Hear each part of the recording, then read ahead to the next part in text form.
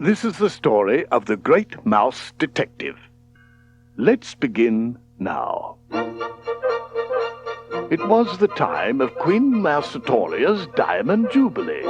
Inside a London toy shop, Olivia Flavisham and her father were celebrating Olivia's birthday. Olivia, I made this just for you. Happy birthday. Mr. Flavisham wound up a tiny toy ballerina and set it dancing on the table. Olivia hugged her father. Thank you, Father. It's beautiful. Suddenly, the door handle shook.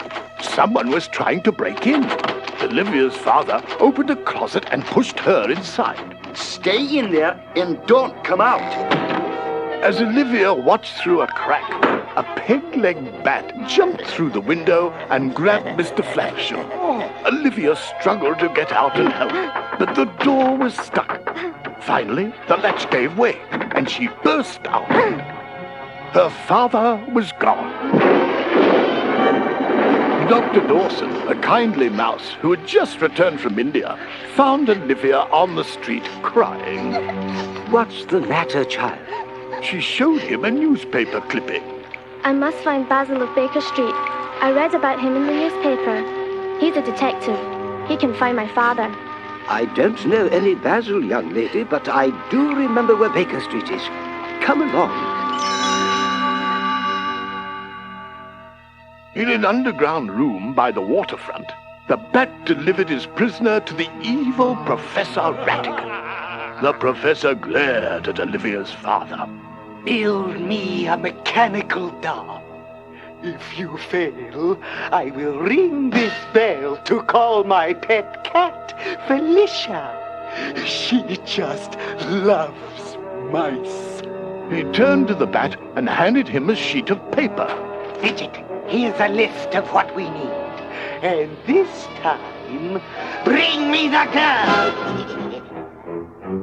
At Basil's flat on Baker Street, the great detective introduced himself to Dr. Dawson, then turned to Olivia. Did the bat who took your father have a broken wing? I don't know, Mr. Basil, but he had a peg leg. Aha! That was Fidget. He works for Professor Ratigan, the most evil genius in London, and my greatest enemy.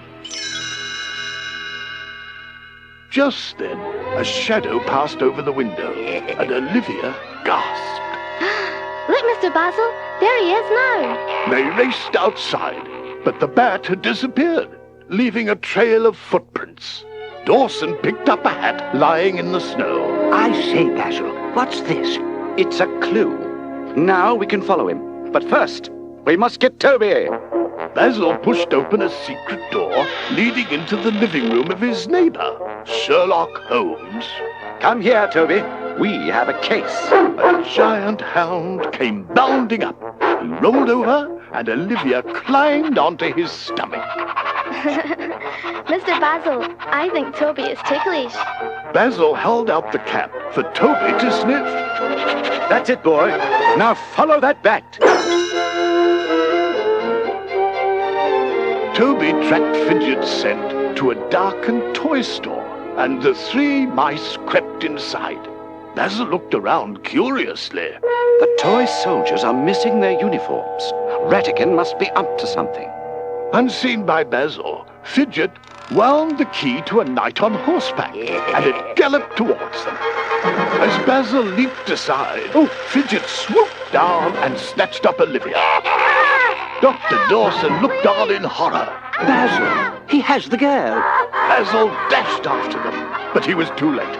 Fidget escaped through the roof with his prisoner. Fidget carried Olivia to Ratigan's hideout and put her inside a large bottle. Professor cackled. I have your daughter, Flavisham. Now finish your task without delay. Ratigan settled into a throne-like chair. Fidget, my plan takes place tonight. I shall soon be ruler of all Mousedom. Back at the toy shop, Dawson discovered a scrap of paper that Fidget had dropped. Basil examined it with glee. This is precisely what we need, Dawson. Back to Baker Street. At his flat, Basil looked at the paper with a magnifying glass. I can tell that this note was written in a seedy pub near the waterfront. If we go there, perhaps we can find Ratigan's hideout. Disguised as sailors, Basil and Dawson sauntered into the Rat Trap Saloon. Basil stepped up to the bar. We're looking for an old friend of mine. Maybe you know him. Goes by the name of Ratigan. At that moment, Fidget walked in. He ducked behind the bar and disappeared. Basil vaulted over the bar. Dawson, follow me. They climbed down into the dank sewers beneath the saloon. Dawson felt his way along the corridor. My word, Basil, it's dark. I can barely see where we're going. The sewer turned sharply and ended in a grate that looked into a wine cellar. Basil grasped Dawson's shoulder. We found it. Ratigan's secret hideout. Basil and Dawson opened the grate and crept into the room. There, imprisoned in the bottle, was Olivia. Basil started to pull out the cork. We'll get you out of there. Suddenly, the figure in the bottle turned, grinning. It wasn't Olivia, it was Fidget. Ratigan's henchmen leaped out and grabbed them. Ratigan sneered triumphantly. I see you stumbled into my trap, Basil. Ratigan tied Basil and Dawson onto a mouse trap. I have so many ingenious ways of getting rid of you. I can't decide which to use. So I'll use them all. He pointed at a crossbow and axe, then signaled Fidget to turn on the record player. When the record finishes playing, so ends the career of Basil of Baker Street. Ratigan smiled wickedly. Do excuse me. I have an engagement at Buckingham Palace. When they were alone, Dawson looked fearfully at Basil. I say, what do you think he meant? The Queen is in danger, and the Empire is doomed. There's nothing we can do. Ratigan was too clever for me this time. Dawson struggled against the ropes.